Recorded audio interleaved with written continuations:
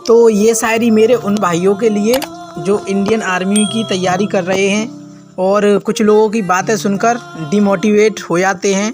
तो ज़रा गौर से सुनिएगा कि था सपना इंडियन आर्मी में जाने का, मैं अपने सपने को लेकर चलता गया। कि था सपना इंडियन आर्मी में जाने का, मैं अपने सपने को लेकर चलता गया। लोगों ने कहा तू पागल हो जाएगा, मैं लोगों की बातों को मन में दबाए अपने सपनों को बुनता गया। अब इन पागलों को कौन समझाए कि जब वक्त बदलेगा तब ये पागल पूरा इतिहास बदल देगा। तो ये शायरी आर्मी लवर्स के लिए, तो ज़रा गौर फरमाइएगा कि अच्छा हुआ छोड़कर चली गई वो मुझे, वरना मैं पिंजरे में कैद परिंदा था। कि अच्छा हुआ छोड़कर चली गई वो मुझे, वरना मैं पिंजरे में कैद परिंदा था।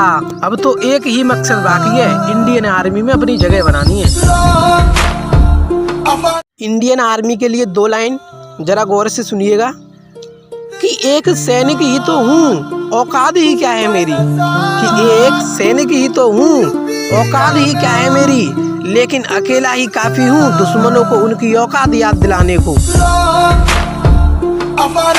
इंडियन आर्मी वाले भाइयों के लिए 2 लाइन, तो जरा ध्यान से सुनिएगा। और अगर आपने चैनल सब्सक्राइब नहीं किया है तो चैनल को सब्सक्राइब जरूर कर लीजिएगा। कि मैं जाग रहा था रातों को, किसी खास रिश्ते के लिए नहीं, अपने देश के लिए जाग रहा था। कि मैं जाग रहा था रातों को, किसी खास रिश्ते के लिए नहीं, अपने देश के लिए जाग रहा था। कि अगर गलती से आंख लग भी जाती तो मेरा फर्ज भाग रहा था, और लेकर बंदूक हाथों में मेरी नींद भरी आंखें बॉर्डर पर दुश्मनों को ताक रही थी। तो ये शायरी उनके लिए जो इंडियन आर्मी और अपनी मातृभूमि से प्यार करते हैं। तो अगर आपने चैनल को सब्सक्राइब नहीं किया है तो चैनल को सब्सक्राइब जरूर कर लीजिएगा। तो गौर फरमाइएगा कि अगर लगी होगी तो ये गोली, तो ये हिंदुस्तान की मिट्टी भी मलहम बनी होगी। कि अगर लगी होगी तो ये गोली, तो ये हिंदुस्तान की मिट्टी भी मलहम बनी होगी। ए मेरे इंडियन आर्मी के जवानों, ये गोली भी हिंदुस्तान में आने से पहले 100 बार जय हिंद बोली होगी।